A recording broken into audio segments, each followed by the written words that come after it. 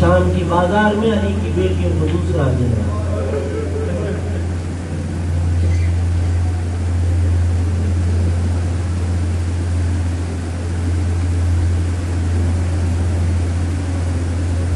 کہ بھٹی صاحب کہتے تھے میرا اللہ کائنات کو دھیاں دیتیاں علی کو دھیاں نہ دینا.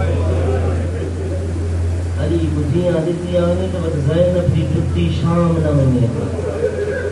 کجا شام دا بازار کجا علی دی. مجھ حکم ہوا جو 4 سالہ زہرا کا مصائب پڑھے. جناب سکینہ کو بھی زہرا سے بڑی شباہت تھی.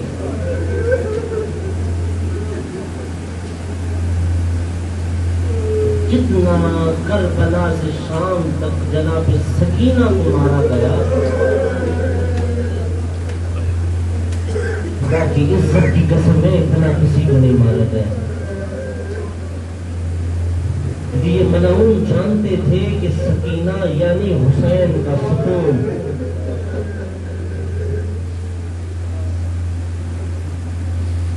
جتنا سکینہ کو تڑپاؤ گے اتنا حسین کو تکلیف ہوگی. روایت نے لکھا کہ اگر کسی مقام پر بی بی اونٹ سے گر جاتی یہ نیزوں کے ذریعے گھوڑوں کے آگے جناب سکینہ کو بھگاتے.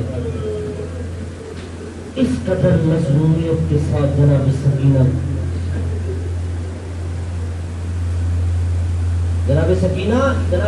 کی جب شہادت ہوئی تو ساری بیویاں رونے لگی.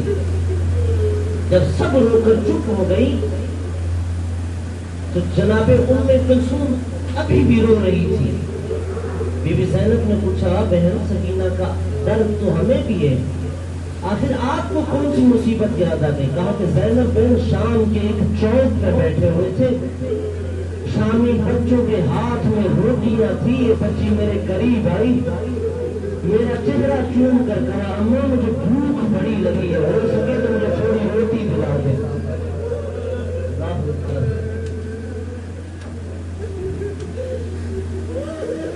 اتنا روتی تھی بابا کو. وہ 18 سال کی زہرا کا رونا بھی امت سے برداشت نہیں ہوا. اس 4 سالہ معصومہ کا رونا برداشت نہیں ہوا. لوگ آ کر شکایتیں کرتے تھے یزید اس بچی کے رونے سے ہماری نیندیں آرام ہو جاتی. اب علماء کہتے ہیں کہ سکینہ کی آواز آتی ہوگی یا نہیں آتی ہوگی یہ روایت مقتل میں جملے نہیں مجھے قبلہ تعریف کریں گے مگر کہتے ہیں کہ جب سکینہ اور زہرا روتے تھے تو مدینے کی اور شام کی زمین کو زلزلہ آتا تھا. در و دیوار ہلتے تھے. اس خوف سے لوگ سو نہیں پاتے تھے. بس عزادارہ نگرانی مولا کے عزاداروں خدا تمہیں کسی کم میں نہ رلائے. یہ بچی قبلہ حسین زہرا ایک جملہ پڑھتے تھے کہ جناب امیر المومنین اور جناب رسول اللہ ایک جگہ پہ بیٹھے ہوں گے. جناب امیر المومنین کے پہلو میں جناب زینب کھڑی ہوگی رسول اللہ کے پہلو میں جناب زہرا. یہ دونوں اپنی بیٹیوں کے مصائب سنا رہے ہوں گے. اس وقت جناب حسین سکینہ کو لے کر آئیں گے. نانا پاپا آپ کی بیٹیوں کے بڑے مصائب ہیں. ارے ذرا دیکھیے میری بیٹی کے ہاتھ آج بھی بندھے ہوئے. ارے دیکھیے نا میری بیٹی کے کانوں سے آج بھی خون بچ رہا ہے. ارے دیکھیے بابا نانا میری بیٹی کے رخساروں پہ آج بھی نیلے داغ. بس عزادارو یہی معصوم سکینہ ایک جگہ پہ امام سجاد کے پاس آئی آ کر کہا سجاد اس ملعون سے کو مجھے تماچے نہ مارے. کہا کہ اس کے ہاتھ بڑے میرے رخسار چھوٹے. ارے جب یہ مجھے تماچے مارتے میرے کانوں سے خون بے نشر.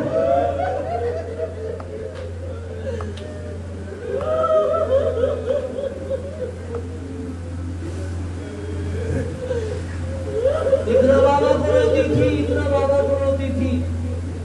بس امام سجاد کو یزید نے بلوایا کہ تمہاری بہن کیسے چپ کرے گی. بابا کو رو رو کر زمین پر خاک پر نیند آ جاتی تھی. کہا کہ میرے بابا حسین کا سر دے دو میری بہن چپ ہو جائے گی. کہا کہ سجاد چپ ہو جائے گی. کہا ایسی چپ ہو جائے گی پھر قیامت تک میری بہن نہیں رہے گی. بس آزادار جیسے ہی امام سجاد اپنے بابا کا سر لے کر آئے نا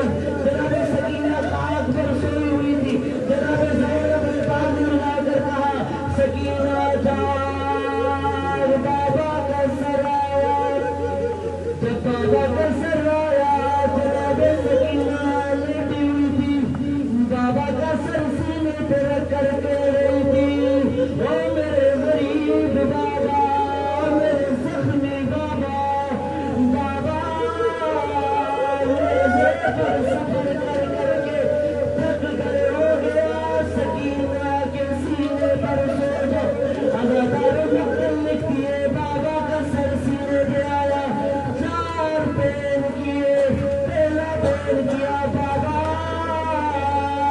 ذرا بتائے آپ کی تاریخ خون کے ساتھ بابا یہ بتائیں آپ کی تعریف خون کے ساتھ پہلا میں نے کیا دوسرا میں نے بابا مجھے کربلا سے لے کر شام میں کبھی اکبر کا قاتل مارتا تھا کبھی چچا عباس کا قاتل مارتا تھا اور مار کر کے دادا اپنے چچا غازی کو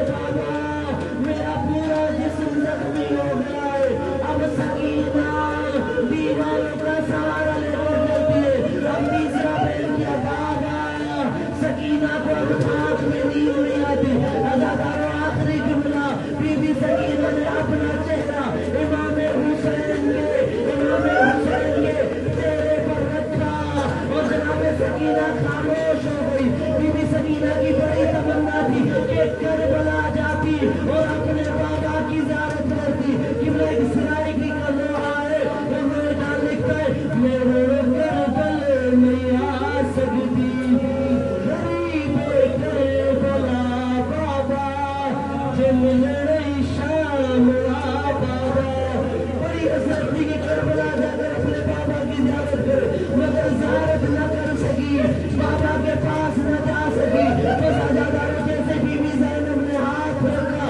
اور طرف کہا انا للہ و انا الیہ راجعون سجاد سکینہ مر گئی اب جو غسالہ کو بلایا گیا غسالہ نے کافی دیر لگا دی غسل دیتے ہوئے جناب امام سجاد نے کہا کہ اماں غسالہ سے پوچھے ارے چھوٹی بچی ہے اتنی دیر کیوں لگائی ہے اب اس غسالہ